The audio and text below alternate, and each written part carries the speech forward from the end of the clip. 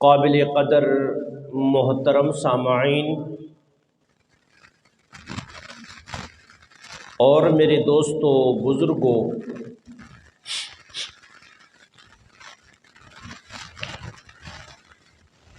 جمعۃ المبارک کی یہ بابرکت گھڑی میرے لیے بھی باعث نجات ہے، آپ سب کے لیے بھی باعث نجات ہے۔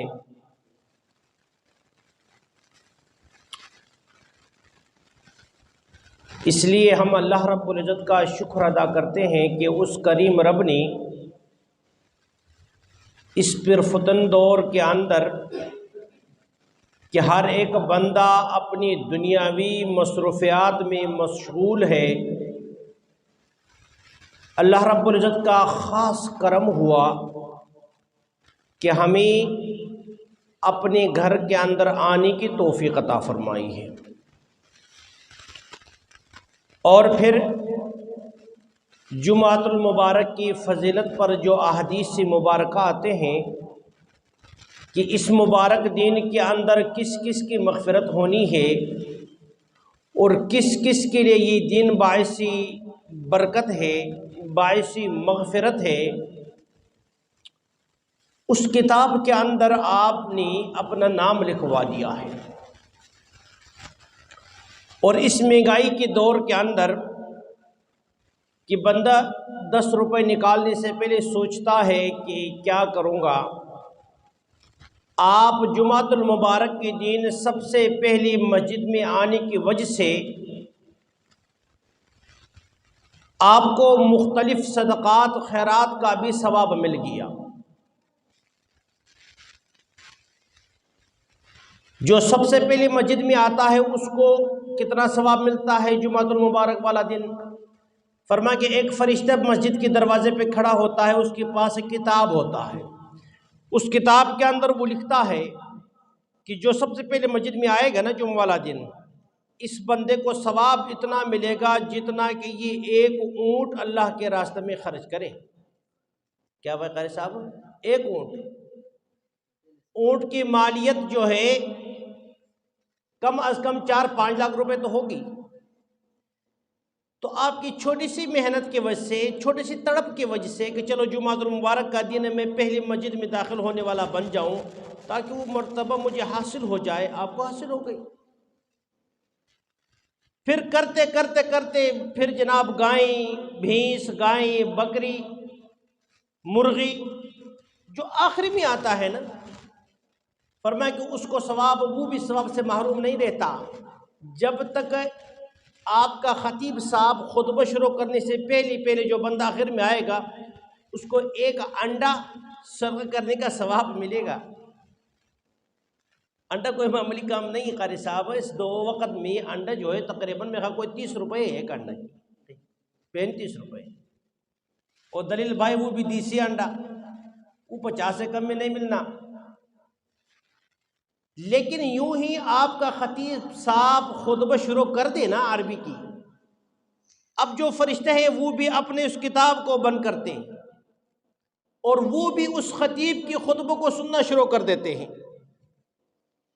اس سے معلوم یہ ہوا کہ جناب خطبہ سننے کی اہمیت کیا ہے،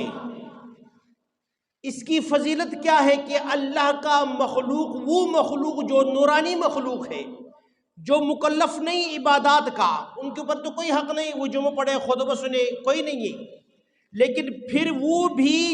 خطیب کی خطبہ سنتا ہے۔ اس سے یہ معلوم ہو گیا کہ ہم انسان مکلف ہونے کے باوجود اگر ہم خطبہ سننے میں ڈنڈیاں مارے، آپس کے اندر گفتگو کرے، گپ شپ لگائے، تو پھر ہم اس سخت وعید کا مستحق بن جائیں گے، پھر ہمارا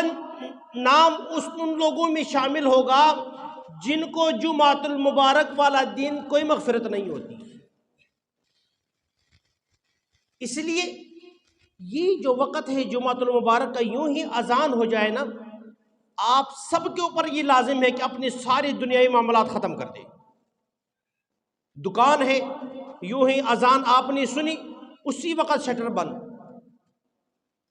کر کے سیدھا فَاسْعَوْا إِلَىٰ ذِكْرِ اللَّهِ، یہ واجب ہے کہ یوں ہی جب آپ نے مؤذن کی اذان سنی اللہ کی یاد کی طرف دوڑ کے آنا ہے، یہ اہتمام کی طرف اشارہ ہے۔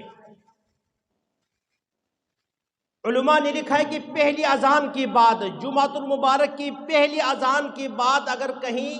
نکاح کے مجلس منعقد ہو جائے، نکاح کیا ہے دلیل بھائی؟ سنت ہے، اللہ کا نبی کا سنت ہے۔ فرمایا پہلی اذان کے بعد نکاح ہو رہا ہے، دو مسلمان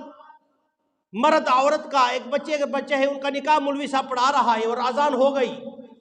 علماء نے لکھا ہے کہ اس نکاح کو دوبارہ پڑھنا ضروری، یہ نکاح نہیں ہوا۔ جب آپ کا نکاح نہیں ہوا تو معلوم یہ پڑا کہ باقی جو ہمارے معاملات ہیں، ہم گھر میں بیٹھ کر کے چلو ابھی جاتے ہیں، ابھی مولوی صاحب بات بیان کر رہا ہے، چلو عربی خطبہ آتے آتے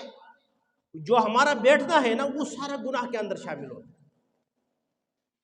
اس لیے میں نے کہا کہ آپ جتنا بھی اللہ کا شکر ادا کریں اتنا کم ہے،